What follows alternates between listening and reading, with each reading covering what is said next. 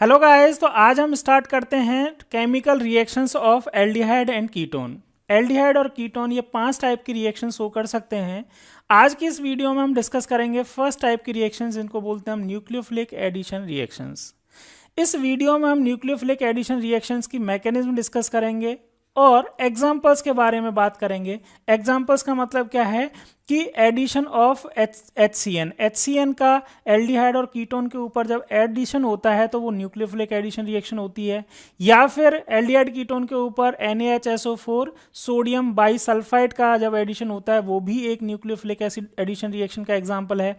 गर्नियर reagent का addition भी कैसा है, एक न्यूक्लियोफिलिक एडिशन रिएक्शन का एग्जाम्पल है। एल्कोहल या फिर अमोनिया और उसके डेरिवेटिव्स का एडिशन भी न्यूक्लियोफिलिक एडिशन रिएक्शन का एग्जाम्पल है।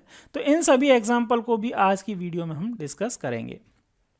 तो चलिए स्टार्ट करते हैं अपनी वीडियो। स्टार्टिंग से अपनी एनसीईआरटी पे चलते हैं और एनसीईआरटी पे यहाँ देखें तो केमिकल रिएक्शंस में सबसे पहली लाइन जो दे रखी है वो बोल रखा है कि कार्बोनिल फंक्शनल ग्रुप होने की वजह से कार्बोनिल फंक्शनल ग्रुप क्या होता है, C double bond O functional group जो होता है उसको कार्बोनिल फंक्शनल ग्रुप बोलते हैं। एल्डिहाइड और कीटोन दोनों में ही ये कार्बोनिल फंक्शनल ग्रुप होता है, इसीलिए एल्डिहाइड और कीटोन दोनों ही सेम टाइप की केमिकल रिएक्शंस वो कर सकते हैं या करते हैं। बात करते हैं हम न्यूक्लियोफिलिक एडिशन रिएक्शन की मैकेनिज्म की। तो मैकेनिज्म समझने से पहले हम एक बार ये कार्बोनिल ग्रुप जो है उसका स्ट्रक्चर समझ लेते हैं, क्योंकि ये न्यूक्लियोफिलिक एडिशन रिएक्शन जो होती हैं वो कार्बोनिल ग्रुप की वजह से हैं। वैसे हम कार्बोनिल ग्रुप के स्ट्रक्चर के बारे में पहली वीडियो में एक में कवर कर चुके हैं, चाहें तो आप वहाँ से जाके भी एक बार देख सकते हैं, नहीं तो हम यहाँ पे एक बार और देख लेते हैं और उसका ऑर्बिटल स्ट्रक्चर देखते हैं। ठीक है, फिर इस रिएक्शन के ऊपर हम आएंगे। ये पूरे की पूरी मैकेनिज्म आपको अपने आप समझ में आ जाएगी। नेक्स्ट आपके मैकेनिज्म ही है, तो मैकेनिज्म भी हम एनिमेशन फॉर्म में देखेंगे कि किस तरह से ये रिएक्शन हो रही है। ये प्लेनर है, फिर उसके बाद टेट्राहेड्रल हो जाता है और एडिशन प्रोडक्ट किस तरह से बनता है, इसको पूरा एनिमेशन के फॉर्म में देखेंगे। मतलब आप लाइव होते हुए देखोगे कि किस तरह से बॉन्ड ब्रेक हो रहे हैं और किस तरह से अटैक होने की वजह से क्या क्या हो रहा है। तो चलिए पहले स्टार्ट हम करते हैं इस कार्बोनिल फंक्शनल ग्रुप के स्ट्रक्चर से। तो स्ट्रक्चर ऑफ कार्बोनिल ग्रुप, अगर देखिए एक एग्जांपल लेते हैं कोई भी कार्बोनिल कंपाउंड का। यहाँ पे ये कार्बोनिल फंक्शनल ग्रुप है C डबल बॉन्ड O। अगर इसका मैं ऑर्बिटल स्ट्रक्चर बनाऊं तो इस तरह से बना सकते हैं। ये कार्बन है, ये वाला कार्बन जो है मैंने अभी कार्बन का ऑर्बिटल स्ट्रक्चर बनाया है। कार्बन में हमें पता है कि ये कार्बन sp2 हाइब्रिडाइज है, तो यहाँ ये पर्पल कलर से जो ऑर्बिटल दिख रहे हैं, ये वाला ऑर्बिटल, ये वाला ऑर्बिटल और ये वाला, तो ये sp2 हाइब्रिडाइज ऑर्बिटल्स हैं। और एक ये स्काई ब्लू कलर के जो ऑर्बिटल शो किया है ये आपका प्योर p ऑर्बिटल है। इसी तरह से आप ऑक्सीजन का भी क्या बना सकते हो, ऑर्बिटल डायग्राम बना सकते हैं। देखो ऑक्सीजन जो है 2 लोन पेयर हैं इनके पास, तो 2 लोन पेयर जो है वो sp2 हाइब्रिडाइज जो ऑर्बिटल है उनके पास है, और एक जो अनपेयर्ड इलेक्ट्रॉन है वो यहाँ पे है, और एक अनपेयर्ड इलेक्ट्रॉन जो है वो प्योर p ऑर्बिटल में है। ठीक है, तो ये देख लीजिए कहाँ कहाँ पे क्या है, मैं बता भी देता हूँ। ये sp2 मैंने बता दिया, sp2 ऑर्बिटल है, और ये जो मैंने स्काई ब्लू कलर से जो शो किए हैं वो p ऑर्बिटल हैं, जिनमें प्योर p ऑर्बिटल का मतलब क्या है कि इन्होंने हाइब्रिडाइजेशन में पार्टिसिपेट नहीं किया है, जो यहाँ पे बताएं। ठीक है, डिटेल में हाइब्रिडाइजेशन हम क्लास 11th में पढ़ते हैं, तो उसकी वीडियोस भी बनाएंगे, तो वहाँ पे भी आपको समझ में आ जाएगा, या आप 11th क्लास में पढ़ के आए हैं हाइब्रिडाइजेशन तो आपको पता है हाइब्रिडाइजेशन किस तरह से होता है। हाइब्रिडाइजेशन में एम्प्टी ऑर्बिटल भी पार्टिसिपेट कर सकते हैं, फिल्ड ऑर्बिटल भी पार्टिसिपेट कर सकते हैं, ठीक है, या पार्शियल फील्ड भी पार्टिसिपेट कर सकते हैं। जो कंडीशन होती है वो क्या होती है कि अप्रॉक्सीमेटली सेम एनर्जी होनी चाहिए। चलिए हम हाइब्रिडाइजेशन में ज़्यादा नहीं डेप्थ में जाते हैं, हम अपने टॉपिक पे वापस आते हैं। अब देखो इस कार्बोनिल कंपाउंड जो कार्बोनिल ग्रुप है, फंक्शनल ग्रुप है, उसका स्ट्रक्चर देख रहे थे।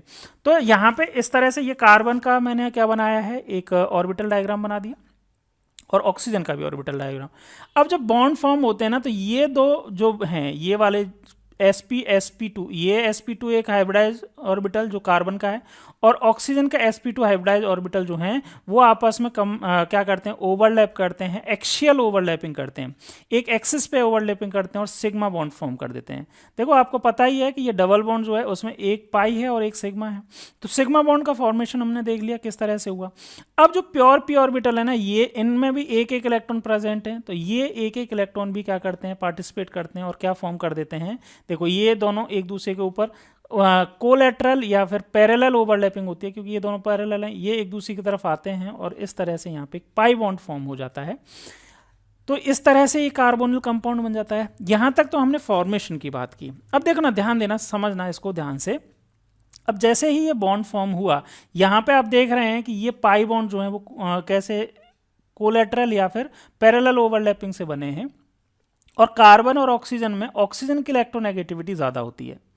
तो ऑक्सीजन क्या करेगा, इन इलेक्ट्रॉन्स को जो यहाँ डबल बॉन्ड बने, एक तो ये वाला पेयर बना है और एक ये वाला पेयर जो बना है, इन बॉन्डेड इलेक्ट्रॉन पेयर को अपनी तरफ अट्रैक्ट करने की कोशिश करेगा या करता है, क्योंकि इसकी इलेक्ट्रोनेगेटिविटी ज़्यादा है। आपको पता है इलेक्ट्रोनेगेटिविटी जो होती है वो ऑक्सीजन की ज़्यादा होती है, कार्बन की कम होती है। तो आप ये जो ऑक्सीजन जो है वो इन बॉन्डेड इलेक्ट्रॉन पेयर को अपनी तरफ अट्रैक्ट करेगा। वैसे तो होना तो चाहिए था, बीच में होने चाहिए थे दोनों के, लेकिन इलेक्ट्रोनेगेटिविटी जिसकी ज़्यादा है वो क्या करेगा, अपनी तरफ ले जाएगा। और इलेक्ट्रॉन की डेंसिटी किसके ऊपर ज़्यादा हो जाएगी, इस ऑक्सीजन के ऊपर ज़्यादा हो जाएगी। ऑक्सीजन के ऊपर ज़्यादा हो जाएगी, यानी कि ये बॉन्डेड इलेक्ट्रॉन पेयर जो हैं वो इस कार्बन से दूर चले गए, मतलब कार्बन के ऊपर इलेक्ट्रॉन की डेंसिटी डिक्रीज हो गई, और इसीलिए कार्बन के ऊपर क्या आ गया, पार्शियली पॉजिटिव चार्ज आ गया। इसीलिए कार्बन ऑक्सीजन बॉन्ड जो है वो पोलर बॉन्ड हो गया, उसमें पोलरिटी आ गई ड्यू टू इलेक्ट्रोनेगेटिविटी डिफरेंस। ठीक है, इलेक्ट्रोनेगेटिविटी ऑक्सीजन की ज़्यादा है, तो ऑक्सीजन बॉन्डेड इलेक्ट्रॉन पेयर को अट्रैक्ट कर लिया और उसके ऊपर इलेक्ट्रॉन की डेंसिटी इंक्रीज हो गई, इसीलिए इसके ऊपर पार्शियली नेगेटिव चार्ज बोल देते हैं, और इसके ऊपर कार्बन के ऊपर इलेक्ट्रॉन की डेंसिटी कम हो गई, इसीलिए इसके ऊपर पार्शियली पॉजिटिव। ये पॉइंट ध्यान रखना है, मतलब कार्बन के ऊपर पॉजिटिव और ये नेगेटिव। जब भी आप इलेक्ट्रॉन की शिफ्टिंग करवाएंगे इसमें, तो इस तरह से करवा देते हैं। क्यों करवा देते हैं ये आपको समझ में आ गया, क्योंकि ऑक्सीजन जो है वो इलेक्ट्रॉन्स को ले जाती है और हम पार्शियली नेगेटिव ऑक्सीजन के पास रख देते हैं। क्लियर है, समझ में आ गया। अब न्यूक्लियोफाइल जो होते हैं वो किसके ऊपर अटैक करेंगे, अब आप इजीली बता पाएंगे।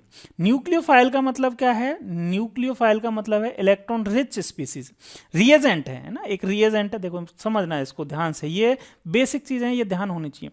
रिएजेंट है कोई, तो रिएजेंट में दो पार्ट होते हैं। जैसे फॉर एग्जांपल रिएजेंट है आपका NaOH। रिएजेंट का NaOH में एक Na पॉजिटिव है और OH माइनस है, ठीक है। या रिएजेंट है आपका HCN, HCN में H पॉजिटिव है और Cn नेगेटिव है। तो यहां पे देखना, तो एक पॉजिटिव एक नेगेटिव, एक E पॉजिटिव मतलब एक इलेक्ट्रोफाइल होता है और एक न्यूक्लियोफाइल, ये रिएजेंट है। ठीक है, समझ में आया ये वाली बात। अब रिएजेंट का जो इलेक्ट्रॉन जो रिच पार्ट है, यानी कि जिसको क्या बोलते हैं हम, न्यूक्लियोफाइल बोलते हैं। अब ये न्यूक्लियोफाइल पहले अटैक करेगा, तभी तो हम न्यूक्लियोफिलिक एडिशन रिएक्शन बोलते हैं। न्यूक्लियोफाइल पहले अटैक कर रहा है। अब ये न्यूक्लियोफाइल किसके ऊपर अटैक करेगा, आप इजीली बता पाएंगे, जिसके पास पॉजिटिव चार्ज है। और पॉजिटिव चार्ज किसके पास है, इस कार्बन के पास है। इसीलिए ये न्यूक्लियोफाइल जो होता है वो किसके ऊपर अटैक करना प्रीफर करता है, कार्बन के ऊपर अटैक करना प्रीफर करता है। क्लियर है, समझ में आया। तो यहाँ पे हमने अभी सिर्फ कार्बोनिल ग्रुप का स्ट्रक्चर देख के समझ में आया कि कार्बन के ऊपर न्यूक्लियोफाइल अटैक करेगा और ऐड हो जाएगा। अब हम बात करते हैं न्यूक्लियोफिलिक एडिशन रिएक्शन की मैकेनिज्म से। ठीक है, ये मैंने कार्बोनिल ग्रुप बना दिया। इसमें ये वाले जो फ्री वैलेंसीज हैं, ये वाली फ्री वैलेंसी जो हैं यहाँ पे, और यहाँ पे ये जो फ्री वैलेंसीज हैं इनके ऊपर एल्काइल ग्रुप लग रहे होंगे, कीटोन है तो, और एक के ऊपर हाइड्रोजन और एक के ऊपर अगर एल्काइल लग रहा है तो वो एल्डिहाइड होंगे। हमने कॉमन बात कर रहे हैं तो हमने यहाँ पे कोई आर नहीं लगाया है, H और R नहीं लगाया, हमने सिर्फ कार्बोनिल ग्रुप लिया है और उनके हमने देख रहे हैं कि न्यूक्लियोफिलिक एडिशन रिएक्शन किस तरह से होगा। अब ध्यान देना यहाँ पे कि ये जो है वो कार्बन हमने अभी देखा था sp2 हाइब्रिडाइज है। अब sp2 हाइब्रिडाइज है, इसका मतलब इसका शेप जो होगा वो कैसा होगा, trigonal planar. Trigonal planar, planar का मतलब जैसा आपको अभी 2 डायमेंशनल स्क्रीन में जैसा दिख रहा है वैसा ही इसका शेप होगा। मतलब एक प्लेन में होगा। मतलब आप ऐसे मान के चलो आपकी कॉपी है या फिर आपका जो रजिस्टर है उसमें ये एक ये लगा हुआ बॉन्ड बना हुआ है, एक ये बॉन्ड और दो बॉन्ड इस तरह से ऑक्सीजन के साथ बने हुए हैं और ये एक ही प्लेन में हैं। अब क्या होगा, क्योंकि पॉजिटिव चार्ज इसके ऊपर आ चुका है, ये हम देख चुके हैं, कार्बन के ऊपर पॉजिटिव और ऑक्सीजन के ऊपर नेगेटिव है। क्यों है ये हम देख चुके हैं, क्योंकि इलेक्ट्रोनेगेटिविटी ऑक्सीजन की ज्यादा है। अब जैसे ही न्यूक्लियोफाइल आएगा, अब न्यूक्लियोफाइल आया, न्यूक्लियोफाइल कहां से आएगा आपको पता ही है, रिएजेंट से आया, ठीक है। तो वो कहां अटैक करेगा, उसकी प्रायोरिटी होगी इस कार्बन के ऊपर अटैक करने की। रीजन सिंपल है कि पॉजिटिव कार्बन के ऊपर इसके बॉन्ड पोलर हो गया, पोलर होने की वजह से इसके ऊपर इलेक्ट्रॉन की डेंसिटी कम हो गई है। तो न्यूक्लियोफाइल जो है वो इलेक्ट्रॉन रिच स्पीसीज है, तो वो तो इस कार्बन के ऊपर अट्रैक्ट होगा, कार्बन की तरफ अट्रैक्ट होगा। और कार्बन की तरफ अट्रैक्ट होगा तो यहाँ जो डबल बॉन्डेड इलेक्ट्रॉन्स हैं, अब यहाँ पे देखो यहाँ पे न्यूक्लियोफाइल आ रहा है, मतलब नेगेटिवली चार्ज स्पीसीज आ रही है, और इलेक्ट्रॉन जो हैं वो भी नेगेटिवली चार्ज स्पीसीज हैं, मतलब नेगेटिवली चार्ज पार्टिकल्स हैं। तो इलेक्ट्रॉन्स जो हैं वो किधर की तरफ शिफ्ट होना स्टार्ट कर देंगे, इस ऑक्सीजन की तरफ शिफ्ट होना स्टार्ट कर देंगे। और ऑक्सीजन की तरफ शिफ्ट होना स्टार्ट करेंगे तो जो पाई बॉन्ड है वो धीरे धीरे ब्रेक होना स्टार्ट करेगा। जैसे जैसे न्यूक्लियस इस कार्बन की तरफ अप्रोच करेगा वैसे वैसे ये पाई बॉन्ड ब्रेक होगा। और जैसे ही न्यूक्लियस जो है वो उस कार्बन के पास जाके अटैच हो जाएगा, वो पाई बॉन्ड जो पी ऑर्बिटल के बीच में पैरेलल ओवरलैपिंग से बना था वो ब्रेक हो जाएगा। अब ध्यान देना, यहां पे इस कार्बन के ऊपर 4 सिग्मा बॉन्ड बन गए, 1 2 3 4 सिग्मा बॉन्ड है। पहले 3 सिग्मा बॉन्ड थे, एक पाई बॉन्ड था। अभी जैसे न्यूक्लियोफाइल ने अटैक किया और न्यूक्लियोफाइल ने बॉन्ड बना लिया इस कार्बन से, तो यहाँ पे 4 सिग्मा बॉन्ड बन गए। और 4 सिग्मा बॉन्ड बन गए, इसका मतलब इस कार्बन का हाइब्रिडाइजेशन चेंज हो गया। हाइब्रिडाइजेशन क्या हो गया, sp2 से sp3 हो गया। अब ये इसका हाइब्रिडाइजेशन sp3 है। और sp3 का हमें पता है स्ट्रक्चर जो होता है वो कैसा होता है, टेट्राहेड्रल होता है। sp3 का हाइब्रिडाइजेशन स्ट्रक्चर कैसा होता है, ज्योमेट्री कैसी होती है, टेट्राहेड्रल होती है। तो ये जो है वो अब 3 डायमेंशनल स्ट्रक्चर बन गई, टेट्राहेड्रल बन गई। ये 3 बॉन्ड जो हैं वो ये एक जो बॉन्ड है जहां न्यूक्लियोफाइल है वो कहाँ पे होगा, आपके एक प्लेन के अंदर साइड में होगा और एक प्लेन के बाहर होगा, और 2 बॉन्ड जो हैं वो एक ही प्लेन में होंगे। मतलब ये टेट्राहेड्रल स्ट्रक्चर में कन्वर्ट हो गया है। क्लियर है। अब यहां पे देखो, अभी तो बात न्यूक्लियोफाइल ने अटैक किया है, अब यहां अभी भी यहां पे ऑक्सीजन के ऊपर नेगेटिव चार्ज, इलेक्ट्रॉन्स की डेंसिटी बहुत ज्यादा है और ये इंटरमीडिएट जो है वो अनस्टेबल है। तो होगा क्या कि जो रिएजेंट का पॉजिटिव वाला पार्ट जो है, या फिर counter part of attacking agent, या फिर प्रोटॉन फ्रॉम वाटर, वाटर में से प्रोटॉन, या फिर रिएजेंट का जो पॉजिटिव वाला पार्ट है जिसको इलेक्ट्रोफाइल भी बोलते हैं, वो क्या करेगा, इस ऑक्सीजन के पास अट्रैक्ट होगा, क्योंकि ये नेगेटिव चार्ज, इलेक्ट्रॉन की डेंसिटी ज्यादा है, और जो काउंटर पार्ट जो है रिएजेंट का वो पॉजिटिवली चार्ज है, तो अपोजिट चार्ज एक दूसरे को अट्रैक्ट करेंगे। या फिर प्रोटोनेशन कराना पड़ेगा, हमें एसिडिक मीडियम लेना पड़ेगा, वाटर लेना पड़ेगा, तो वहां वाटर में से H+ जो है वो इस OH के ऑक्सीजन माइनस के पास चला जाएगा।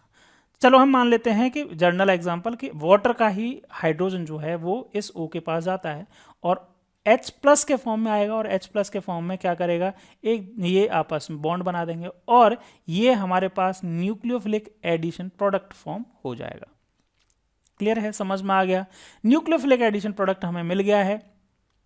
अब क्या होगा, ये प्रोसेस आपने देखा, पूरा का पूरा जो प्रोसेस है उसको आप समरी फॉर्म में लिखना चाहें, मतलब मैंने पूरा का पूरा वो तो आपको एनिमेटेड फॉर्म में दिखाने की कोशिश की जिससे आपको याद रह जाए कैसे कैसे हुआ, लेकिन आपको समझना है कि कैसे लिखना है। तो लिखने में देख लो कैसे लिखेंगे। ये मैंने क्या लिया, ये एक कार्बोनिल कंपाउंड ले लिया, R मतलब एक कीटोन ले लिया, इस किसी R की जगह आप एक हाइड्रोजन भी ले सकते हो। अब देखो यहाँ पे ये पोलराइज है, पोलराइज बॉन्ड है ना, पोलराइज बॉन्ड है, तो यहाँ पॉजिटिव है यहाँ नेगेटिव। न्यूक्लियोफाइल किसके ऊपर अटैक करेगा, कार्बन के ऊपर अटैक करेगा। कार्बन के ऊपर अटैक करके क्या करेगा, ये न्यूक्लियोफाइल जैसे ही इस कार्बन के ऊपर जुड़ेगा तो sp2 हाइब्रिडाइज जो कार्बन है वो sp3 हाइब्रिडाइज कार्बन में कन्वर्ट हो जाएगा, और रिएजेंट का जो काउंटर पार्ट है वो वाला पार्ट, या फिर हाइड्रोलाइसिस अगर करवाए तो वाटर में से H+ जो है वो इस ऑक्सीजन के पास जुड़ जाएगा, और फाइनली हमें न्यूक्लियोफिलिक एडिशन प्रोडक्ट फॉर्म हो जाएगा। तो ये शॉर्ट में एक मतलब लाइन में यहाँ पे हमने क्या देख ली, इस न्यूक्लियोफिलिक एडिशन रिएक्शन की मैकेनिज्म देख ली। पूरी मैकेनिज्म मैंने आपको पहले भी समझा दिया एनिमेटेड फॉर्म में। ठीक है, समझ में आ गया। चलिए, अगर आपको यहाँ समझ में नहीं आया तो वीडियो को रिवर्स करके एक बार दोबारा से देख लीजिए, है ना। ये ही मैकेनिज्म रहेगी न्यूक्लियोफिलिक एडिशन रिएक्शन की, जब हम एग्जाम्पल देखेंगे वहाँ पे भी यही मैकेनिज्म रहने वाली है। चलिए जी, आगे बढ़ते हैं अब। नेक्स्ट इसमें है, एनसीईआरटी में गिवन है रिएक्टिविटी। रिएक्टिविटी किस किस की बात कर रहे हैं हम? एल्डिहाइड और कीटोन की रिएक्टिविटी की बात कर रहे हैं। एल्डिहाइड जो होते हैं वो मोर रिएक्टिव होते हैं। Aldehyde are generally more reactive than ketone. किसके लिए? न्यूक्लियोफिलिक एडिशन रिएक्शन की बात कर रहे हैं। तो न्यूक्लियोफिलिक एडिशन रिएक्शन के लिए अगर बात करें तो किसकी रिएक्टिविटी ज़्यादा होती है? एल्डिहाइड्स की रिएक्टिविटी ज़्यादा होती है कीटोन से। अब ऐसा क्यों होता है, इसका मतलब समझ लीजिए। एग्जाम्पल लेके समझते हैं। देखो, एक मैंने ये लिया HC++OR, ये एल्डिहाइड है, ये मैंने एक एल्डिहाइड लिया, एल्डिहाइड का एग्जाम्पल लिया। ठीक है, रिएक्टिविटी क्यों ज़्यादा है वो हम समझ रहे हैं। और ये मैंने एक कीटोन का एग्जाम्पल लिया। तो यहाँ दो फैक्टर हैं जिसकी वजह से एल्डिहाइड की रिएक्टिविटी जो है वो कीटोन से ज़्यादा है। फर्स्ट फैक्टर क्या है? Steric hindrance. हिंड्रेंस का मतलब कि चारों तरफ जो है वो रुकावट जो है, रुकावट कह सकते हो। हिंड्रेंस का मतलब है कि रोकने की या फिर हिंडर करने का मतलब बाधा पहुंचाने, बाधा वाले वो जो है वो फैक्टर ज़्यादा हैं, कम है किसमें? एल्डिहाइड में। कौन से फैक्टर बाधा पहुंचाने वाले? देखो, ध्यान देना यहाँ पे कि न्यूक्लियोफिलिक एडिशन रिएक्शन की जब बात कर रहे हैं हम, तो यहाँ पे न्यूक्लियोफाइल किसके ऊपर अटैक कर रहा है? इस कार्बन के ऊपर। तो ये कार्बन जितना ज़्यादा एक्सपोज होगा, इसकी कवरिंग जितनी कम होगी, उतना ही ईजिली ये न्यूक्लियोफाइल इस कार्बन के ऊपर अटैक करेगा। अब एल्डिहाइड में यहाँ पे एक हाइड्रोजन है जिसका साइज बहुत छोटा है, और एक क्या है? एल्काइल ग्रुप है। अब सबसे छोटा एल्काइल ग्रुप जो होगा वो क्या हो सकता है? CH3 होगा, मिथाइल होगा। तो यहाँ पे मिथाइल हो सकता है, इथाइल हो सकता है, इसके बाद तो बड़े ही बड़े होंगे। हाइड्रोजन एक तरफ से तो ये कम मतलब वो एक्सपोज है, मतलब कम कवर हुआ है, लेकिन एक साइड से छोटा सा छोटा अगर मान लें तो एक साइड से इसके हिंड्रेंस ज़्यादा है। लेकिन अगर कीटोन को देखेंगे तो कीटोन में तो दोनों ही एल्किल ग्रुप है, मतलब इस कार्बन को दोनों तरफ से एक्सपोज होने का मौका ही नहीं मिला है। तो न्यूक्लियोफाइल जो है उसके लिए ईजी जो होगा अटैक करना वो एल्डिहाइड के पास होगा, जहां से ये एक्सपोज ज़्यादा है। हाइड्रोजन के स्मॉल साइज की वजह से ये ज़्यादा एक्सपोज है, लेस हिंडर्ड है। स्टेरिक हिंड्रेंस कैसी है? कम है, जबकि कीटोन में दो एल्काइल ग्रुप होने की वजह से स्टेरिक हिंड्रेंस ज़्यादा है। फर्स्ट रीजन तो ये है। सेकंड रीजन क्या है? सेकंड रीजन है कि more electron deficiency at carbon. अब देखना, पहली बात तो ये कवरिंग हो गई। दूसरी बात समझना कि इस कार्बन के ऊपर जितना ज़्यादा पॉजिटिव चार्ज होगा उतना ही ये न्यूक्लियस को ज़्यादा अट्रैक्ट करेगा।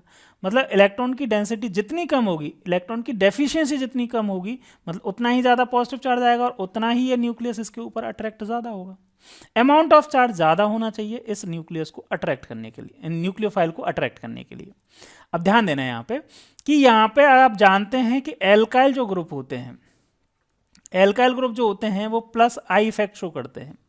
प्लस आई का मतलब इलेक्ट्रॉन डोनेट करते हैं थ्रू सिग्मा बॉन्ड। ये यहाँ पे ये एल्काइल ग्रुप जुड़ा हुआ है, ये एल्काइल ग्रुप है, ये सिग्मा बॉन्ड से बॉन्डेड है। अब ये जो है वो सिग्मा बॉन्डेड इलेक्ट्रॉन्स जो हैं वो ये एल्काइल ग्रुप क्या करेंगे? इधर की तरफ डोनेट करेंगे, इस कार्बन की तरफ। एल्काइल ग्रुप का प्लस आई इफेक्ट होता है।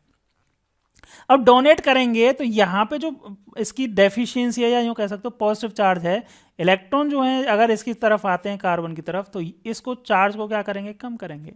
लेकिन हाइड्रोजन की वजह से इसमें कोई चार्ज कम नहीं हो रहा है। लेकिन कीटोन में अगर आप देखें तो दोनों तरफ एल्काइल ग्रुप हैं, तो इसका तो इधर से भी, इधर की साइड से भी क्या होगा? इलेक्ट्रॉन आएंगे तो पॉजिटिव चार्ज जो है कार्बन के ऊपर वो कम होगा, और इधर की साइड से भी पॉजिटिव चार्ज कम होगा, मतलब इसका ओवरऑल पॉजिटिव चार्ज कम होगा। और ओवरऑल पॉजिटिव चार्ज कम होगा तो इसकी इलेक्ट्रोफिलिसिटी जो है वो क्या होगी? कम होगी। किसकी? कार्बन की। इलेक्ट्रोफिलिसिटी बोलें या फिर सिंपल सा बोल सकते हो कि पॉजिटिव चार्ज कम हो जाएगा, तो न्यूक्लियस को अट्रैक्ट करने की टेंडेंसी कम हो जाएगी। क्लियर है? समझ में आ गया यहाँ तक? तो इन दोनों रीजन की वजह से एल्डिहाइड जो होते हैं वो कीटोन से मोर रिएक्टिव होते हैं।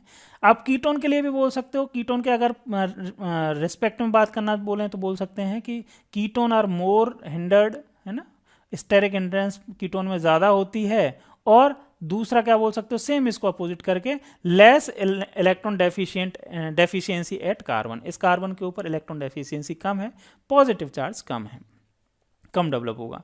तो एक या तो ऐसे बोल दीजिए, या फिर कीटोन के रेफरेंस में करके बोलना है तो कीटोन के रेफरेंस में इस तरह से बोल दीजिए, बात एक ही है। तो इसकी वजह से आपको समझ में आ गया, लेस स्टेरिक हिंड्रेंस या फिर इलेक्ट्रॉनिक इफेक्ट की बात करें तो प्लस आई इफेक्ट होने की वजह से, ये जो है एल्काइल ग्रुप के प्लस इफेक्ट होने की वजह से कीटोन्स में ज़्यादा प्लस आई इफेक्ट होगा, जिसकी वजह से कार्बन के ऊपर पॉजिटिव चार्ज ज़्यादा कम हो जाएगा और इसकी इलेक्ट्रोफिलिसिटी इस कार्बन की कम हो जाएगी, तो ये न्यूक्लियस को कम अट्रैक्ट कर पाएगा। इसीलिए न्यूक्लियोफिलिक एडिशन रिएक्शंस के लिए एल्डिहाइड जो होते हैं वो कम, एल्डिहाइड जो होते हैं वो ज़्यादा रिएक्टिव होते हैं, कीटोन्स कंपैरेटिवली कम रिएक्टिव होते हैं। क्लियर है? तो ये हमने बात कर ली अभी तक मैकेनिज्म और किसके बारे में, रिएक्टिविटी के बारे में। थर्ड पॉइंट में आते हैं, और ये काफ़ी इंपॉर्टेंट है क्योंकि यहां से हम रिएक्शंस के बारे में डिस्कस करना स्टार्ट करेंगे। थर्ड वाला पॉइंट में हम देखें सब important example of nucleophilic addition reactions and nucleophilic addition elimination reaction.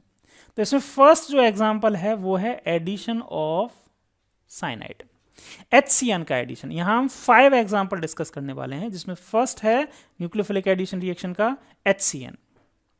अब HCN का एडिशन किस तरह से होगा, देखो HCN जो होता है, aldehyde and ketone react with hydrogen cyanide to yield cyanohydrins. Cyanohydrins इनका फाइनल प्रोडक्ट होगा, लेकिन इसकी कंडीशन समझ लीजिए, this reaction occur very slowly with pure HCN। अगर यहाँ पे सिर्फ HCN लिया जाए, कार्बोनिल के साथ में सिर्फ HCN लिया जाए, तो HCN जो होता है एक वीक एसिड होता है, तो ये H प्लस और Cn माइनस बहुत ज़्यादा ब्रेक नहीं होते, मतलब Cn माइनस जो होता है वो बहुत ज़्यादा हमें नहीं मिल पाता है, मतलब हमें न्यूक्लियोफाइल जो है, Cn minus is a nucleophile है ना, इसको अगर कॉमन में बोलूँ दिस इज न्यूक्लियोफाइल, ठीक है।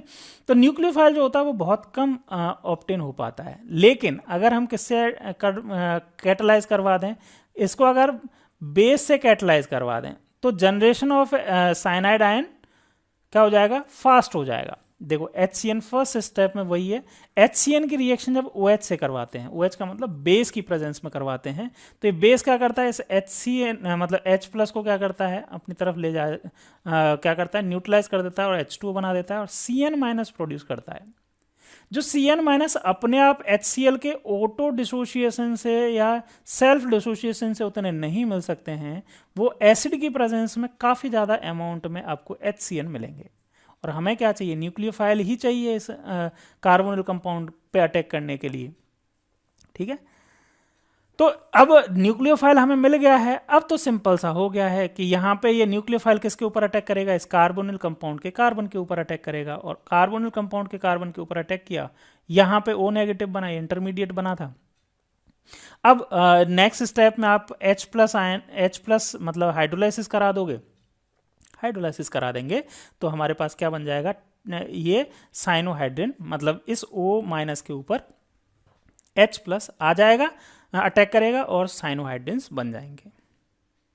अब ये जो साइनोहाइड्रिन्स बने हैं, इनसे और काफ़ी सारे प्रोडक्ट्स बनाए जा सकते हैं, इसीलिए ये काफ़ी यूजफुल सिंथेटिक इंटरमीडिएट्स हैं, मतलब ये इनसे और भी कई सारे प्रोडक्ट्स बनाए जा सकते हैं। देखो कैसे बनाए जा सकते हैं, अब एनसीईआरटी में ये नहीं कि बना, ये हम पढ़ रहे हैं कि साइनोहाइड्रिन्स जो है, अगर इसका आगे फर्दर एसिडिक हाइड्रोलाइसिस करवा दिया जाए, इसको H3O प्लस लिखते हैं, या फिर हम ऐसे भी लिख देते हैं H plus plus in the presence of H2O, H2O in the presence of H plus, या एसिडिक हाइड्रोलाइसिस बोलें, तो हमारे पास क्या फॉर्म होते हैं, हमारे पास ये 2 हाइड्रोक्सी कार्बोक्सिलिक एसिड फॉर्म होते हैं। ये साइनाइड जो है वो उससे क्या बन जाते हैं, हाइड्रोक्सी कार्बोक्सिलिक एसिड बन जाते हैं, अगर एसिडिक हाइड्रोलाइसिस करवा दिया जाए, या फिर इनका reducing agent LiAlH4 lithium aluminium hydride से अगर इसका रिडक्शन करवा दिया जाए, तो इनसे हमें अमीन्स मिल जाते हैं, 2 हाइड्रोक्सी अमीन्स इससे मिल जाते हैं। तो हमें सिंथेटिक इंटरमीडिएट का मतलब समझ में आ गया आपको कि इनसे, साइनोहाइड्रिन से फर्दर हम यूजफुल प्रोडक्ट्स बना सकते हैं, जैसे कार्बोक्सिलिक एसिड हो गया या फिर अमीन्स हो गए। क्लियर है? तो फर्स्ट रिएक्शन आपको क्लियर हो गई कि addition of hydrogen cyanide on carbonyl compound is a nucleophilic addition reaction, ठीक है। चलिए नेक्स्ट रिएक्शन की तरफ मूव करते हैं। नेक्स्ट रिएक्शन है addition of sodium hydrogen sulphide. Sodium hydrogen sulphide बोल दें या फिर सोडियम बाईसल्फाइड भी बोल देते हैं, है ना, इसको सोडियम बाईसल्फाइड भी बोल सकते हैं। सोडियम बाईसल्फाइड जो होता है वो NaHSO4 होता है। अब इसमें ध्यान देना, ये NaHSO4 कैसे बना होगा कि जब रिएक्शन आपने कैसे करवाई होगी, H2SO3 के साथ में NaOH की 1 मोल NaOH की रिएक्शन करवाई होगी, तो आपका एक H जो है, यहाँ पे 2 हाइड्रोजन है, एसिडिक हाइड्रोजन है, तो एक H जो है वो रिप्लेस हो गया और आपके पास ये सोडियम हाइड्रोजन सल्फाइड या फिर सोडियम बाई सल्फाइड फॉर्म हो गया। अब इस सोडियम बाईसल्फाइड या सोडियम हाइड्रोजन सल्फाइड की रिएक्शन जब एल्डिहाइड और कीटोन से करवाते हैं तो एक एडिशन प्रोडक्ट फॉर्म होता है, एक एडिशन प्रोडक्ट मिलता है। ठीक है, अब आगे देखना, यहाँ पे समझना है इस चीज़ को कि यहाँ पे जैसे हमने करवाया, इसमें आप न्यूक्लियोफाइल सबसे पहले आइडेंटिफाई करवाएं। हमें इतना तो पता है कि ये न्यूक्लियोफिलिक एडिशन रिएक्शन है, तो यहाँ पे न्यूक्लियोफाइल क्या होगा, ये मेटल है तो मेटल तो हमेशा पॉजिटिव चार्ज होता है, मतलब इलेक्ट्रोफाइल की तरह करता है, और रिमेनिंग ये पार्ट जो है वो न्यूक्लियोफाइल है। तो न्यूक्लियोफाइल कहाँ जाके अटैक करेगा, इस कार्बन के ऊपर, क्योंकि ये जो बॉन्ड है वो किस तरह से पोलराइज होता है, इसके ऊपर नेगेटिव आता है, इसके ऊपर पॉजिटिव आता है। तो नेगेटिव वाला पार्ट तो इस कार्बन के ऊपर अटैक कर गया, मतलब ये न्यूक्लियोफाइल ने कार्बन के ऊपर अटैक कर दिया। ठीक है, और ये जो इसका काउंटर पार्ट कह सकते हो या फिर रिएजेंट का इलेक्ट्रोफाइल वाला पार्ट जो है वो कहाँ जुड़ जाएगा, इस ऑक्सीजन के पास जुड़ जाएगा और एक इस तरह का प्रोडक्ट फॉर्म हो जाएगा। क्लियर है? अब ध्यान देना यहाँ पे आगे, अब ये जो है इसको ये HSO3 लिख दूं या फिर इसको इस तरह से भी लिख सकता हूं मैं, कैसे, OSO2H ऐसे भी लिख दूं। ठीक है, मतलब हमें 3 ऑक्सीजन है, 3 ऑक्सीजन, एक सल्फर और एक हाइड्रोजन। अब ये जो हाइड्रोजन है ये भी एसिडिक है, अगर इसका भी अगर हम देखें तो ये भी क्या हो सकता है, रिप्लेस हो सकता है और प्रोटॉन ट्रांसफर से सोडियम यहाँ पे आ सकता है। और क्योंकि यहाँ पे ऑलरेडी Na+ आयंस हैं तो ये H+ जो है वो Na+ से अगेन क्या हो जाएगा, सब्सटीट्यूट हो जाएगा और हमें बाईसल्फाइड एडिशन कंपाउंड फॉर्म होगा जो कि क्रिस्टलाइन होता है। यहाँ तक क्लियर है, समझ में आ गया? ये रिएक्शंस के बारे में बात की, अभी इसकी इंपॉर्टेंस की बात करते हैं। देखो, the position of equilibrium lies largely to the right hand side for most of aldehyde. Right hand side में मतलब इधर की साइड में, यहाँ पे ये वाला प्रोडक्ट किसके साथ में बनता है, जनरली एल्डिहाइड के साथ में इस तरह का क्रिस्टलाइन प्रोडक्ट बन जाता है। ठीक है, तो ये जो इक्विलिब्रियम है वो इक्विलिब्रियम राइट हैंड साइड में होता है अगर यहाँ ये कार्बोनिल कंपाउंड क्या है, एल्डिहाइड है। And to the left hand for the most of ketone. ठीक है, कीटोन्स में लेफ्ट हैंड साइड में क्यों रहता है, मतलब कम क्यों रहता है, कम रिएक्शन क्यों होती है वो आप समझ ही चुके, क्योंकि कीटोन्स होते हैं वो लेस रिएक्टिव होते हैं स्टेरिक हिंड्रेंस की वजह से, मोर स्टेरिक हिंड्रेंस की वजह से। The hydrogen sulphide addition compound is water sulphide, water soluble. ये जो कंपाउंड बना है वो वाटर सॉल्यूबल है and can be converted back to the original carbonyl compound by treating with it dilute mineral acid और एल्कली। इससे again हम क्या करें, अगर इसका अगेन एसिडिक हाइड्रोलाइसिस या फिर एल्कली हाइड्रोलाइसिस करवा दें तो अगेन इससे एल्डिहाइड हमें मिल सकती है। तो समझना है इस चीज को, ध्यान देना कि यहां पे क्या एप्लीकेशन है। इसका एप्लीकेशन क्या है, अगर एल्डिहाइड और कीटोन दोनों का मिक्सचर हमारे पास है, एल्डिहाइड भी है और क्या है, कीटोन भी है, दोनों ही है हमारे पास, अगर दोनों का मिक्सचर है, हमने क्या किया, सोडियम हाइड्रोजन सल्फाइड से रिएक्शन करवाई। अब कीटोन तो रिएक्शन कम करेंगे, मतलब इधर लेफ्ट हैंड साइड में रहेंगे, मतलब रिएक्शन कम करेंगे, लेकिन एल्डिहाइड जो है वो फाइनली इस तरह का कंपाउंड क्रिस्टलाइन कंपाउंड बना देंगे। तो एल्डिहाइड जो है वो इस तरह से ये कंपाउंड बना देंगी, एडिशन प्रोडक्ट बना देंगी और क्रिस्टलाइज हो जाएंगे, और क्रिस्टलाइज होके हम एल्डिहाइड्स को कीटोन से सेपरेट कर लेंगे, तो सेपरेशन हो गया। अब अगेन हमें क्या है, एल्डिहाइड चाहिए, अभी ये एडिशन प्रोडक्ट नहीं चाहिए हमें, तो सेपरेशन करना था, तो अगेन क्या करेंगे, हम हाइड्रोलाइसिस करेंगे। अभी मैं रिएक्शन लिख के बता देता हूं आपको कैसे करेंगे। समझाने का मतलब क्या है इन लाइंस का पूरा कि इनका यूज, ये रिएक्शन किस तरह से यूजफुल किस में हो गई, separation and purification of aldehyde. Aldehyde और एल्डिहाइड के सेपरेशन और प्योरिफिकेशन में ये रिएक्शन काफ़ी यूजफुल होती है। कैसे यूजफुल होती है मैंने बताई, एल्डिहाइड और कीटोन है, तो एल्डिहाइड ने तो रिएक्शन कर दिया यहाँ पे, तो एल्डिहाइड हमारे पास क्रिस्टलाइज हो गई। अब एल्डिहाइड को अगेन हमें पाना है, तो देखो मैंने ये एडिशन प्रोडक्ट दोबारा लिख दिया। जैसे सपोज ये एडिशन प्रोडक्ट है, ये वाला मैंने लिख दिया, यहाँ पे मैंने एक पे आर डैश लगा दिया, एक पे आर एच लगा दिया, क्योंकि एल्डिहाइड है, एल्डिहाइड ही ये प्रोडक्ट ज़्यादा बनाएंगे। और इसका मैंने क्या करवाया, एसिडिक मीडियम में या फिर OH का मतलब बेसिक मीडियम में, है ना, एसिडिक या फिर एल्कली मीडियम में हाइड्रोलाइसिस करवा दिया। और हाइड्रोलाइसिस करवाएंगे तो अगेन हमें क्या मिल जाएगी, एल्डिहाइड मिल जाएगी। ये एल्डिहाइड हमें अगेन मिल गई। तो हमें तो क्या चाहिए था, हमने कीटोन और एल्डिहाइड का मिक्सचर था, उसमें से हमने इस रिएक्शन की हेल्प से क्या फाइंड कर लिए, अगेन एल्डिहाइड फाइंड कर लिए। इसीलिए ये रिएक्शन सेपरेशन में काफ़ी यूजफुल है। क्लियर है जी।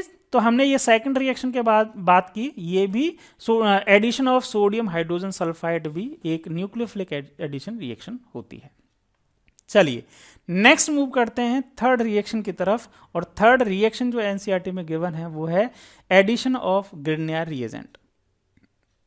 और सिर्फ यहाँ पे एक कुछ वर्ड्स में यहाँ पे कंप्लीट कर दिया, रेफर यूनिट 11 क्लास 12 की यूनिट 11 में हमने इसको किया है। ये वीडियो अपने चैनल पे भी है, जाके देखना चाहें देख लीजिए, लेकिन हम यहाँ पे भी डिस्कस करेंगे। देखो क्या होता है, ये कार्बोनिल कंपाउंड एल्डिहाइड लिया मैंने, और एल्डिहाइड की रिएक्शन जब RMGX से करवाते हैं तो देखो यहाँ पे प्लस माइनस निकालना आपको आ गया होगा। जब ऑर्गेनोमेटेलिक कंपाउंड की जब बात करते हैं, यानी कि ग्रिग्नियर रिएजेंट की बात करेंगे, तो मैग्नीशियम के ऊपर पॉजिटिव आएगा और यहाँ एल्काइल के ऊपर नेगेटिव चार्ज आएगा। और इसके बारे में पोलैरिटी हमने देख ली है, ऑक्सीजन के ऊपर नेगेटिव, इसके ऊपर पॉजिटिव।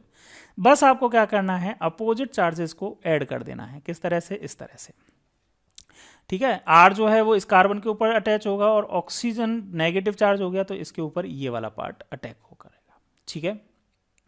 चलिए जी, इस तरह से ये एक एडिशन प्रोडक्ट फॉर्म हो जाता है। और इसका अगर आप हाइड्रोलाइसिस करवा देते हैं, इसका अगर हाइड्रोलाइसिस करवाते हैं तो 2 डिग्री एल्कोहल्स बनते हैं। मेथड ऑफ एल्कोहल प्रिपरेशंस में हमने देखे थे कि किस तरह से हम एल्डिहाइड कीटोन से एल्कोहल बना सकते हैं। अगर सिर्फ मीथेनॉल लेते हैं, कौन सी मीथेनॉल मतलब फॉर्मेल्डिहाइड, HCHO अगर लेंगे तो उससे सिर्फ 1 डिग्री एल्कोहल बनते हैं, रिमेनिंग सारे के सारे एल्डिहाइड से 2 डिग्री एल्कोहल्स बनते हैं, ठीक है। अच्छा, अगर 3 डिग्री ले लिया जाए, मतलब कीटोन्स ले लिए जाएं तो क्या बनेगा, अगर कीटोन्स ले लिए जाएंगे तो 3 डिग्री एल्कोहल्स बनेंगे। कैसे बनेंगे, देखो इस तरह से बनेंगे। ये मैंने कीटोन लिया, कीटोन की रिएक्शन ग्रिग्नियर रिएजेंट से करवाई हमारे पास, और हाइड्रोलाइसिस करवाया तो हमारे पास बन के आएंगे क्या, एल्कोहल्स। ये रिएक्शन हम ऑलरेडी एल्कोहल फिनॉल ईथर वाले चैप्टर में डिस्कस कर चुके हैं। यहाँ पे भी मैंने आपको एक बार रिवाइज करा दी है। चलिए जी, समझ में आ गया, यहाँ तक कोई दिक्कत नहीं होनी चाहिए। नेक्स्ट रिएक्शन के बारे में बात करते हैं। 4th नंबर यानी कि D नंबर की रिएक्शन है एडिशन ऑफ एल्कोहल, और काफ़ी अच्छी रिएक्शन है, इंपॉर्टेंट रिएक्शन है। एल्डिहाइड जो होती हैं, एल्डिहाइड या कीटोन के ऊपर किसकी रिएक्शन करवाएं हम, एडिशन करवाएं, एल्कोहल की। जब एडिशन करवाते हैं 1 मोल का, 1 इक्विवेलेंट ऑफ मोनोहाइड्रिक एल्कोहल। ध्यान देना, मोनोहाइड्रिक का मतलब जिन ऐसे एल्कोहल जिनमें सिर्फ 1 OH है। अगर एक OH वाले एल्कोहल की रिएक्शन करवाते हैं इन the presence of dry HCl gas, presence of dry hydrogen chloride, dry hydrogen chloride लेना है तो हमें क्या मिलते हैं, एल्कोक्सी एल्कोहल इंटरमीडिएट मिलते हैं, जिनको हम क्या बोलते हैं, हेमी एसीटेल बोलते हैं। यहाँ देख लीजिए, ये एल्डिहाइड है, एल्डिहाइड के ऊपर हमने एल्कोहल, मोनोहाइड्रिक एल्कोहल की रिएक्शन करवाई इन the presence of dry HCl gas. तो हमारे पास किस तरह से होगा ये देखो, आप इसको मैं थोड़ा सा यहाँ कंफ्यूज मत होना बिल्कुल भी, यहाँ मैं करके बता देता हूँ। देखो RC डबल बॉन्ड O, मैं किधर लिखूँ, चलो डबल बॉन्ड O, और ये है H, इस तरह से ही तो है इसमें, C डबल बॉन्ड O। अब यहाँ पे नेगेटिव चार्ज है, ये पॉजिटिव चार्ज है। अब इसमें जो एल्कोहल है, एल्कोहल में ये वाला पार्ट जो OH वाला पार्ट है वो नेगेटिव वाला पार्ट है, और ये वाला पार्ट जो है वो पॉजिटिव वाला पार्ट है। तो नेगेटिव पॉजिटिव को आप अटैच करवा दीजिए। देखो यहाँ पे ये न्यूक्लियोफाइल है तो ये तो इसके पास आएगा, और ये जो है वो कहाँ चला जाएगा, इसके पास चला जाएगा। क्लियर है। तो यहाँ पे RCH, ये CH हमने कंबाइन करके यहाँ पे लिख दिया, ये CH, ठीक है, RCH हो गया। अब इस कार्बन के ऊपर क्या है, यहाँ पे एक OH है, तो ये OH आ गया, और इस O के साथ में क्या जुड़ा है, R, तो OR डैश ये आ गया। तो ये है क्या बन गया, हेमी एसीटेल बन गया। और हेमी एसीटेल को क्या बोल सकते हो, एल्कोक्सी एल्कोहल बोल सकते हैं। क्लियर है। अगर 1 मोल और एल्कोहल ले लिया जाए, ठीक है, 1 मोल और एल्कोहल ले लिया जाए तो एसीटेल फॉर्म होते हैं। रिएक्शन सेम इसी तरह से होगी। जो R-OH जो है वो क्या होगा, दोनों यहाँ पे इस तरह से इसके ऊपर जुड़ जाएंगे और एसीटेल फॉर्म हो जाएंगे। क्लियर है।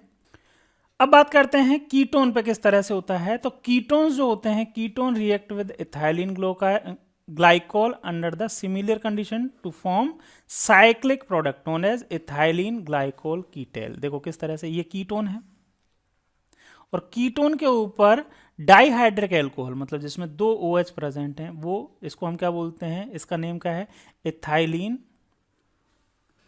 ग्लाइकोल। इथाइलिन ग्लाइकोल की जब रिएक्शन होती है तो यहां इथाइलिन ग्लाइकोल फॉर्म होते हैं और एक साइक्लिक कीटेल हैं। ठीक है, ये साइक्लिक प्रोडक्ट हैं। देखो यहाँ पे एक ये 5 मेंबर्ड साइक्लिक रिंग बन गई है, तो ये साइक्लिक प्रोडक्ट फॉर्म होते हैं। ध्यान देना है, ये जो साइक्लिक कंपाउंड्स जो फॉर्म हुए हैं ये बड़े इंपॉर्टेंट कंपाउंड हैं। और ये किस लिए बनाए जाती है, इनकी इंपॉर्टेंस क्या है, इनकी इंपॉर्टेंस समझते हैं, नेक्स्ट स्लाइड में समझेंगे। अभी यहाँ पे सिर्फ इतना सा समझ लीजिए कि जो HCl है इसका इंपॉर्टेंस, यहाँ इस पैराग्राफ में HCl की इंपॉर्टेंस भी दे रखी है कि HCl क्या कर रही है। HCl जो है वो जो क्या कर रही है, इस कार्बन के ऊपर इस H+ है, तो H+ जो है इस ऑक्सीजन के पास चला जाता है, इसके ऊपर पार्शियली नेगेटिव चार्ज है, इसके ऊपर पार्शियली पॉजिटिव चार्ज है।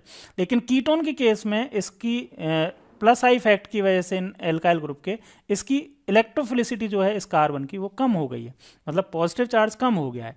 तो इस पॉजिटिव चार्ज कम होने की वजह से न्यूक्लियोफाइल इसकी तरफ कम अट्रैक्ट हो रहा है। तो इसके लिए हमने क्या किया, HCl में HCl ले लिया, तो HCl का H+ जाके क्या करेगा, इस ऑक्सीजन के पास जाके जुड़ जाएगा टेम्परेरी, और इस ऑक्सीजन के इलेक्ट्रॉन्स की जो डेंसिटी ज़्यादा थी उसको क्या कर लेगा, अपनी तरफ ले लेगा। तो इलेक्ट्रॉन की डेंसिटी जैसे ही कम होगी, ऑक्सीजन जो है वो और ज़्यादा इलेक्ट्रॉन की डिमांड करने लगेगा, क्योंकि ऑक्सीजन के पास में इलेक्ट्रॉन होना ज़रूरी है, इलेक्ट्रॉन को बहुत ज़्यादा चाहता है। अगर उसका कोई शेयर कर ले, जैसे H+ जो है वो इलेक्ट्रॉन को शेयर कर लेगा, है ना, तो इसके पास इलेक्ट्रॉन की डेंसिटी एक तरह से कम हो गई, और कम हो गई तो ये क्या करेगा, इस कार्बन के और भी कार्बन के साथ जो बॉन्डेड इलेक्ट्रॉन पेयर हैं इनको अपनी तरफ अट्रैक्ट ज़्यादा करेगा, और अपनी तरफ अट्रैक्ट करेगा तो क्या होगा, इसकी पॉजिटिव चार्ज इंक्रीज होगा, और पॉजिटिव चार्ज इंक्रीज होगा मतलब इस कार्बन की इलेक्ट्रोफिलिसिटी इंक्रीज होगी, मतलब इस कार्बन के ऊपर न्यूक्लियोफाइल का अटैक इजी होगा। तो सिंपल सा HCl का काम क्या है कि इसकी इलेक्ट्रोफिलिसिटी को, कार्बोनिल ग्रुप के कार्बन की इलेक्ट्रोफिलिसिटी को इंक्रीज करना, यानी कि पॉजिटिव चार्ज को इंक्रीज करना। तो ये साइक्लिक कीटेल्स, हमारे पास साइक्लिक कंपाउंड्स फॉर्म हुए जिनको इथाइलिन ग्लाइकोल कीटेल्स बोलते हैं।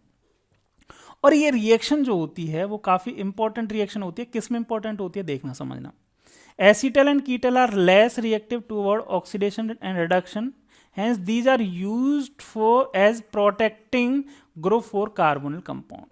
मतलब क्या हुआ, देखो ध्यान देना, यहाँ पे क्या बोला है कि जो एसीटेल और कीटेल हैं, ये वाले जो कंपाउंड हमारे पास बने, एसीटेल बना है या फिर कीटेल बना है, इनका ऑक्सीडेशन और रिडक्शन इजीली नहीं हो पाता है, और इजीली नहीं हो पाता है इसीलिए इस रिएक्शन को एल्कोहल से जब रिएक्शन करवा के एसीटेल और कीटेल फॉर्म करवा देते हैं, और प्रोटेक्ट करने के लिए काम आता है। ऑक्सीडेशन इजीली नहीं होगा, रिडक्शन भी इजीली नहीं होगा। देखो कैसे, एक एग्जांपल से समझते हैं इसको। जैसे एक ये है, ये कोई कंपाउंड है, इस कंपाउंड में यहाँ पे C+O है, ये वाला ग्रुप है, और ये COOH ग्रुप है। ध्यान देना, यहाँ पे ये कार्बोक्सिलिक ग्रुप हुआ, कार्बोक्सिलिक एसिड ग्रुप है COOH, ठीक है, और ये कीटोन है। देखो एक जो हमने पहले देखा था उसको दोबारा से समझ लेते हैं कि कार्बोक्सिलिक एसिड जो है ना, एक सीक्वेंस देखा था, कार्बोक्सिलिक एसिड जो हैं इनका जब रिडक्शन करवाएंगे हम तो हमें कार्बोनिल कंपाउंड फॉर्म होंगे, कार्बोनिल कंपाउंड फॉर्म होंगे, ठीक है। और कार्बोनिल कंपाउंड का मतलब क्या है, यही एल्डिहाइड या कीटोन है ना, एल्डिहाइड या फिर कीटोन्स है ना, इनको ये क्या बोलते हैं हम, कार्बोनिल कंपाउंड बोलते हैं। और इनका फर्दर आप क्या करवाएं, रिडक्शन करवाएंगे तो एल्कोहल्स फॉर्म होंगे। क्या फॉर्म होंगे, एल्कोहल्स। और एल्कोहल्स का रिडक्शन करवाएंगे तो एल्केन्स फॉर्म होंगे। ये जर्नल सीक्वेंस है। ऑक्सीडेशन के लिए करना है तो ऑक्सीडेशन के लिए इस तरह से करेंगे, एल्केन का ऑक्सीडेशन करवाते हैं तो एल्कोहल बनता है, एल्कोहल का ऑक्सीडेशन करवाते हैं तो कार्बोनिल कंपाउंड यानी एल्डिहाइड और कीटोन बनते हैं, और इनका ऑक्सीडेशन अगर करवाते हैं कार्बोनिल कंपाउंड का तो कार्बोक्सिलिक एसिड फॉर्म होते हैं। ये जर्नल एक वो है, ये कई जगह यूज होता है, तो इसको मैं कई बार आपको रिपीट भी कर देता हूँ। ठीक है, ध्यान देना आप यहाँ पे कि ये है कार्बोक्सिलिक एसिड, ये क्या है जी, कार्बोक्सिलिक एसिड है। ठीक है, और ये क्या है, ये वाला फंक्शनल ग्रुप क्या है, carbonyl functional group, C double bond O। अगर आप रिडक्शन करवाते हैं, अगर कार्बोक्सिलिक एसिड का इसमें रिडक्शन करवाना चाहते हैं और एल्कोहल, इस कार्बोक्सिलिक ग्रुप को एल्कोहल में कन्वर्ट करना चाहते हैं, तो एक कार्बोनिल ग्रुप तो इजीली रिड्यूस हो जाएगा किसमें, एल्कोहल में। लेकिन हम चाहते हैं कि ये वाला कार्बोनिल ग्रुप रिड्यूस ना हो, सिर्फ ये कार्बोक्सिलिक एसिड ही रिड्यूस हो। तो अब इस केस में हमें क्या बनाना होगा, हमें एसीटेल और मतलब इथाइलिन ग्लाइकोल और से रिएक्शन करवानी होगी in the presence of HCl। ठीक है, तो ethylene glycol is commonly used as protecting agent. Ethylene glycol जो होता है प्रोटेक्टिंग एजेंट की तरह यूज होता है। कैसे यूज करना है देखो, ध्यान देना। ये इथाइलिन ग्लाइकोल की reaction in the presence of dry HCl से करवाएंगे। तो यहाँ पे इस कीटोन, ये कार्बोनिल ग्रुप जो है फंक्शनल ग्रुप, उसमें क्या बन जाएगा, एक साइक्लिक कंपाउंड फॉर्म हो जाएगा जिसको हम कीटेल बोलते हैं। अभी जस्ट पढ़ के आए हैं हम, जस्ट थोड़ी देर पहले पढ़ा है कि किस तरह से कीटेल फॉर्म हो जाता है ये साइक्लिक कंपाउंड। अब ये साइक्लिक कंपाउंड देखो यहाँ पे मैंने बताया, इस साइक्लिक कंपाउंड का जो एसीटेल और कीटेल जो हैं, इनका ऑक्सीडेशन और रिडक्शन कराना इजी नहीं है। कार्बोनिल कंपाउंड का तो रिडक्शन करा सकते हो आप एल्कोहल में, लेकिन इनका ऑक्सीडेशन बहुत ही मुश्किल से होता है, या यूं कहो बड़ा मुश्किल होता है। लेकिन कार्बोक्सिलिक एसिड जो है उसको आपको रिड्यूस करवाना है एल्कोहल में, तो उसके लिए हमने कोई स्ट्रॉन्ग रिड्यूसिंग एजेंट लिया, like lithium aluminium hydride. Lithium aluminium hydride जो है इस कार्बोक्सिलिक एसिड को किस में कन्वर्ट कर देगा, इस एल्कोहल में। ये एल्कोहल वाला पार्ट हो गया। ठीक है, और हमें इस अगेन हमें ये वाला जो साइक्लिक रिंग बनी हुई है, ये कीटेल बना हुआ है, इसको अगेन हमें कार्बोक्सिलिक ग्रुप में कन्वर्ट करना है। तो हमें क्या करना होगा, इसका हाइड्रोलाइसिस करवा दीजिए, ये अगेन ये ग्रुप जो है वो कार्बन ग्रुप में कन्वर्ट हो जाएगा। तो देखो इस प्रोडक्ट में, इस रिएक्टेंट में देखो और यहाँ प्रोडक्ट में देखो, तो अगर आप डायरेक्ट ही लिथियम एल्यूमिनियम हाइड्राइड से रिएक्शन करवाते तो ये कार्बोनिल ग्रुप भी जो है वो क्या हो जाता है, रिड्यूस हो जाता, और हो सकता है कि वो एल्कोहल में रिड्यूस होता या फिर एल्केन में रिड्यूस हो जाता। मतलब ये ऑक्सीजन हट ही जाता है एक तरह से, लेकिन हमें हटाना नहीं था। तो उसकी प्रोटेक्शन के लिए हमने क्या यूज़ किया, इथाइलिन ग्लाइकोल, CH2 मतलब CH2OH CH2OH। तो ये रिएक्शन जो है एसीटेल और कीटेल वाली, ये इसमें ये इसका इंपॉर्टेंस है कि इथाइलिन ग्लाइकोल जो है वो प्रोटेक्टिंग रिएजेंट की तरह काम आता है। इस एग्जांपल से आपको ये चीज़ समझ में आ गई होगी। चलिए नेक्स्ट रिएक्शन की तरफ मूव करते हैं, और नेक्स्ट रिएक्शन है अमोनिया एंड इट्स डेरिवेटिव। ध्यान देना, अमोनिया एंड इट्स डेरिवेटिव की रिएक्शन भी एक न्यूक्लियोफिलिक एडिशन रिएक्शन है। इसमें न्यूक्लियोफाइल जो होते हैं वो क्या क्या ले जा सकते हैं, अमोनिया ले सकते हैं या फिर इनके डेरिवेटिव्स ले सकते हैं। ध्यान देना, अमोनिया जो है उसको NH3 लिखते हैं। अब अमोनिया को लिखने का तरीका थोड़ा सा इन रिएक्शंस में इस तरह से होगा, NH2 और यहाँ पे H लिख दिया मैंने, तो ये अमोनिया हो गया। या फिर NH2 और H की जगह, इस H की जगह कोई दूसरा अगर हो गया तो ये अमोनिया डेरिवेटिव्स हो गए। ठीक है जी, समझ में आ गया, यहाँ तक कोई दिक्कत नहीं है। ठीक है, तो देखो ये यहाँ पे डेरिवेटिव्स हैं, NH2Z लिख दिया। ठीक है, तो ये किस तरह से रिएक्शन करते हैं, यहाँ पे इस अमोनिया या अमोनिया Z की जगह H ले लिया तो अमोनिया हो गया, और अगर Z कॉमन ले लिया तो ये क्या हो गया आपको, अमोनिया डेरिवेटिव। अब इसमें ध्यान देना कि ये रिएक्शन किस तरह से होगी। अब इसमें देखो ये वाला पार्ट जो है वो नेगेटिव, ये वाला पार्ट पॉजिटिव। इन दोनों में से, इन दोनों में अगर देखें तो पॉजिटिव वाला पार्ट जो है ना, नेगेटिव वाला पार्ट कौन सा है इन दोनों में, अगर NH जेड है ना, ये ऐसे लिखा NH2 और जेड लिखा, ठीक है। तो NH2Z इसको भी आप ऐसे लिख सकते हो HNHZ। तो ये वाला पार्ट जो है वो तो क्या हो गया, न्यूक्लियोफाइल हो गया, और ये वाला पार्ट जो है वो इलेक्ट्रोफाइल हो गया। तो ये तो पॉजिटिव वाला पार्ट है जो कि नेगेटिव से जुड़ जाएगा, और न्यूक्लियोफाइल वाला पार्ट जो है वो यहाँ पे जुड़ जाएगा। तो NH जुड़ गया इस तरह कार्बन के ऊपर, और ये O और H, OH, तो एक इंटरमीडिएट बन गया। अब यहाँ पे जो रिएक्शन है वो डिहाइड्रेशन होगा। अब डिहाइड्रेशन होने से ये OH और ये H निकल जाएंगे, H2O के फॉर्म में -H2 हो जाएगा, डिहाइड्रेशन हो जाएगा। क्यों होगा डिहाइड्रेशन? इसका रीजन है कि कार्बन के ऊपर दो मोर इलेक्ट्रोनेगेटिव एलिमेंट आ गए, मतलब ये भी इलेक्ट्रॉन को क्या कर रहा है, खींच रहा है, ऑक्सीजन भी, और नाइट्रोजन भी इस कार्बन के इलेक्ट्रॉन्स को खींच रहा है। तो क्या होगा, दो मोर इलेक्ट्रोनेगेटिव एलिमेंट जो हैं वो अनस्टेबल हैं, और क्या करेंगे, ये -H2O के फॉर्म में निकल जाएगा, और यहाँ डबल बॉन्ड फॉर्म होगा NHZ, और वाटर निकल गया। क्लियर है, समझ में आ गया, यहां तक कोई दिक्कत नहीं होगी। अब देखो यहाँ पे हमने Z की जगह क्या क्या ले सकते हैं, ये सारी रिएक्शंस डिस्कस करेंगे एक एक करके। ये थोड़ा सा शॉर्ट हो जाएगा, इन रिएक्शंस को मैं एक एक करके डिस्कस करता हूँ अभी, है ना। लेकिन उससे पहले मैकेनिज्म एक बार दोबारा समझ लेते हैं कि हो क्या रहा है, क्यों हो रहा है, क्या हो रहा है। वैसे मैंने अभी आपको समझाया, लेकिन एक बार और समझते हैं।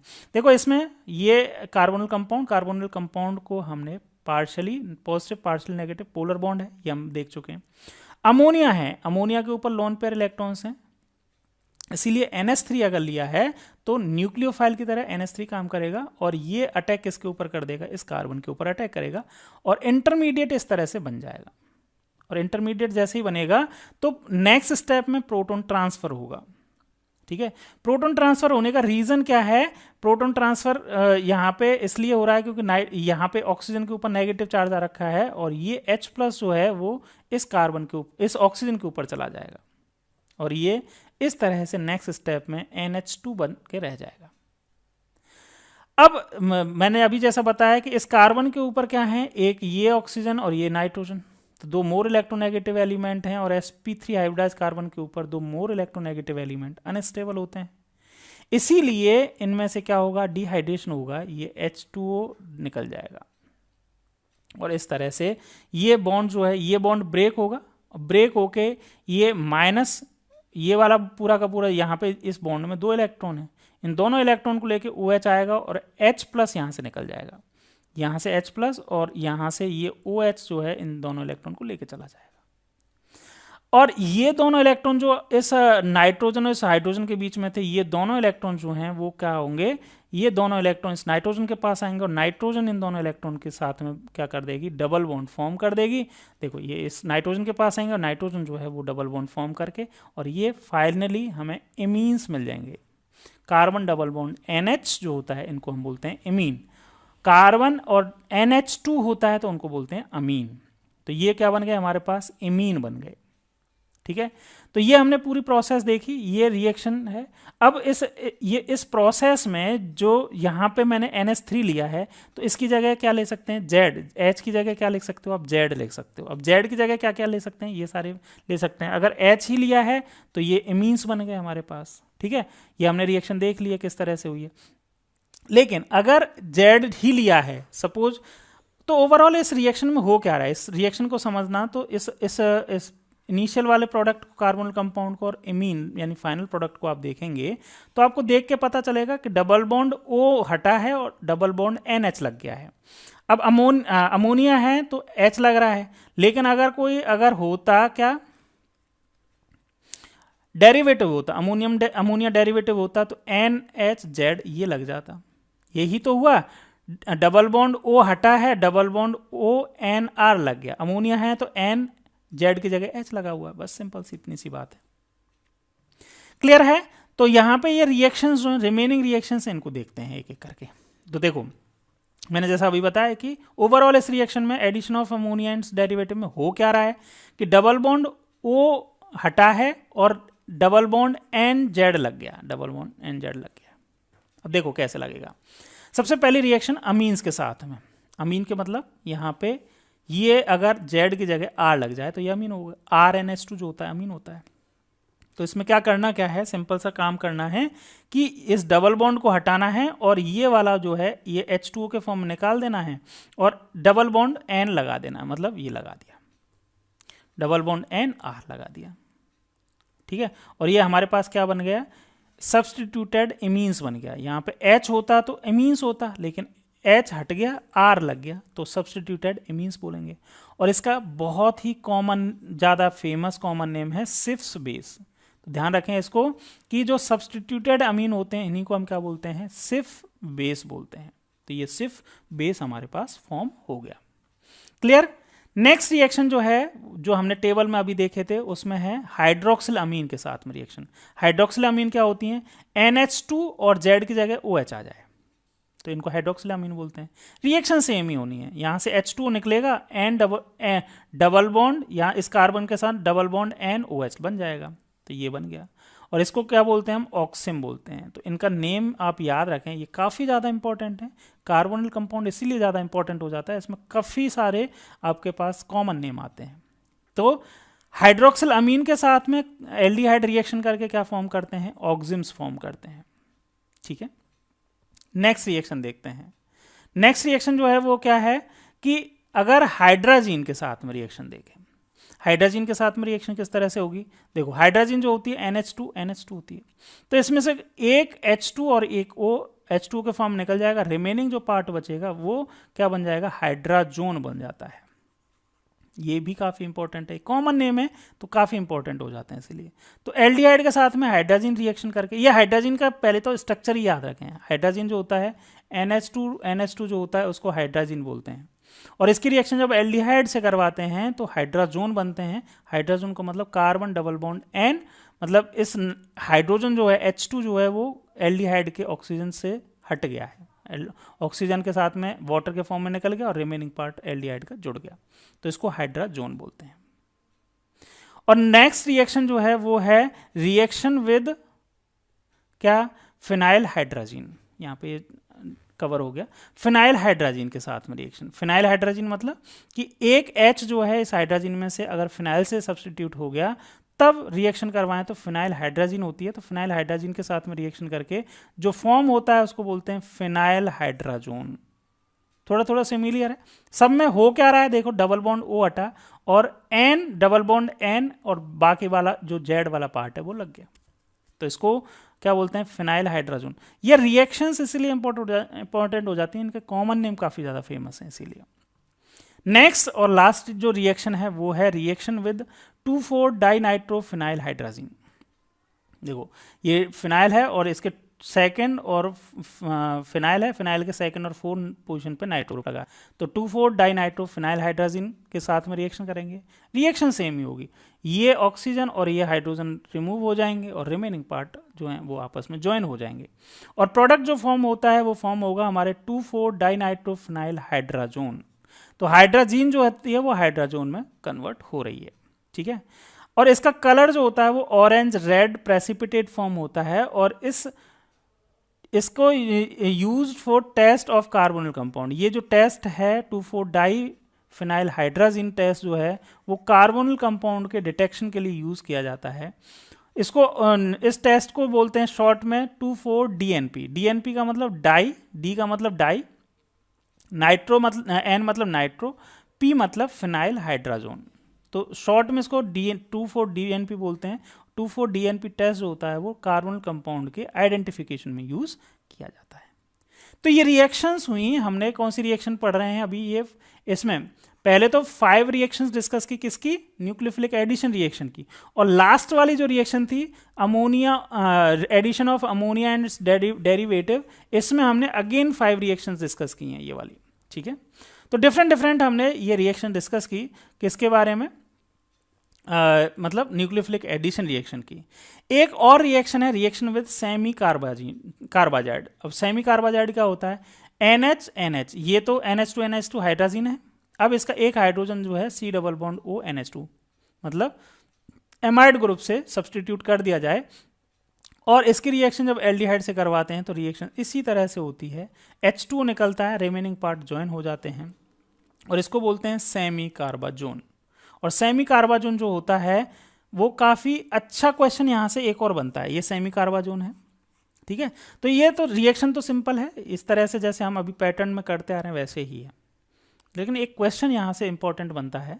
क्वेश्चन क्या बनता है इंपॉर्टेंट, देखना कि ये भी NH2 है, ये भी NH है और ये भी NH है, लेकिन ये ऐसा भी तो पॉसिबल है कि ये N जो है इस कार्बन से नहीं ज्वाइन होकर ये वाला N भी इस कार्बन से ज्वाइन हो सकता था, या फिर जो ये एमाइड वाला NH2 है ये भी इस कार्बन के साथ ज्वाइन हो सकता था, लेकिन ज्वाइन जो होता है वो होता ये वाला ही है, ठीक है। क्यों होता है, इसका रीजन क्या है ना। Why does N1 attack on carbonyl group not N2 और N3। N2 N3 का मतलब इसको मैंने 1 दे दिया है, इसको 2 बोल दिया, N2 बोल दिया, इसको N3 बोल दिया है। तो इसका रीजन आप सोच सकते हैं, वीडियो को पॉज करके 2 सेकंड के लिए सोच लीजिए। आंसर हम देखते हैं। आंसर रेजोनेंस से आएगा, इतना भी मैं बता दूं, देखो कैसे होगा, समझ लो आंसर। तो देखिए इसका आंसर ये है कि ये जो N2 और N3 जो हैं, देखो N2 यहाँ पे दिखा है, इन दोनों में कॉन्जुगेशन है। कॉन्जुगेशन कैसे समझना है इसको, देखो नाइट्रोजन का ये वाला लोन पेयर है, लोन पेयर सिंगल डबल, ये आपस में क्या करेंगे, रेजोनेंस करेंगे। इसी तरह से ये N3 का जो नाइट्रोजन है उसके ऊपर प्रेजेंट इलेक्ट्रॉन जो लोन पेयर जो इलेक्ट्रॉन जो हैं वो लोन पेयर सिंगल डबल, यहाँ पे भी कॉन्जुगेशन बन रहा है। तो ये इलेक्ट्रॉन्स जो हैं वो कॉन्जुगेशन में क्या कर रहे हैं, कॉन्जुगेशन में, इसीलिए ये रेजोनेंस करेंगे। और रेजोनेंस करेंगे तो इनकी अवेलेबिलिटी, नाइट्रोजन जो 2 नंबर के कार्बन पे है, 2 नंबर का कार्बन जो है, 2 नंबर के नाइट्रोजन जो है उसके ऊपर लोन पेयर जो है वो lone pair single double conjugation में, ये भी lone pair single double conjugation में। तो N2 और N3 पे जो लोन पेयर इलेक्ट्रॉन प्रेजेंट हैं उनमें कॉन्जुगेशन है पाई बॉन्ड के साथ में, इसीलिए इनकी अवेलेबिलिटी जो है वो नाइट्रोजन एटम के ऊपर कम है। लेकिन N1 वाला जो इलेक्ट्रॉन है, लोन पेयर इलेक्ट्रॉन है ये वाला, इसके साथ कोई कॉन्जुगेशन नहीं है, और कॉन्जुगेशन नहीं है तो इसकी अवेलेबिलिटी इस नाइट्रोजन के ऊपर फुल है।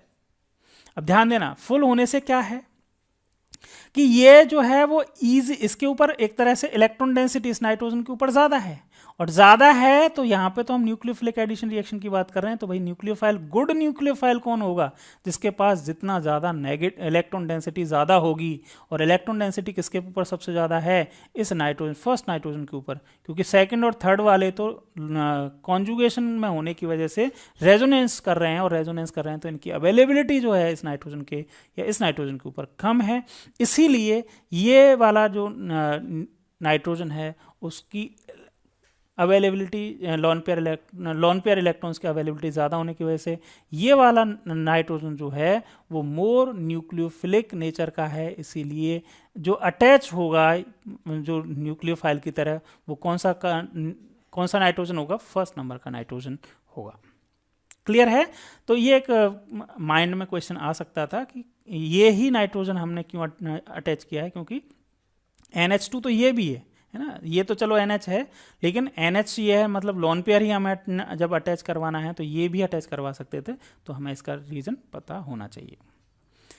तो चलिए जी, ये थी आज की हमारी रिएक्शंस, जिसमें हमने फर्स्ट रिएक्शन कंप्लीट कर ली है एल्डिहाइड और कीटोन की केमिकल रिएक्शन में। रिमेनिंग रिएक्शंस जो हैं उनको हम नेक्स्ट आने वाली वीडियोज़ में कवर करेंगे। तो मिलते हैं अपन नेक्स्ट लेक्चर में। Thank you.